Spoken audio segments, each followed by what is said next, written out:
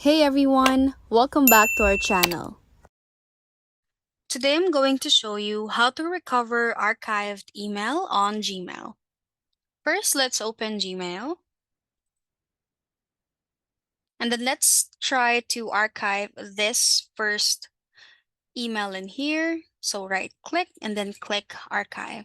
So as you can see in here, even if we refresh this inbox, it will not show up in here because we have archived it. Now to retrieve that, click more on the left part of your screen and then click all email.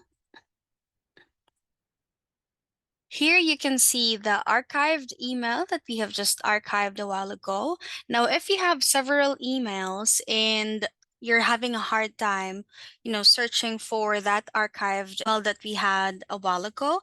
So as you can see in here, this 5 email has the label inbox. So that means these emails are on our inbox and they are not archived. But this one in here doesn't have a label at all. That means if you're going to check all email folder, all of the emails that doesn't have inbox label, they are the archived ones. If you want to retrieve your archived email, just right click the said email and then click move to inbox. As you can see in here, it already has the label inbox, and when we go back to our inbox, it will show up in here. And that's how to retrieve archived emails on Gmail.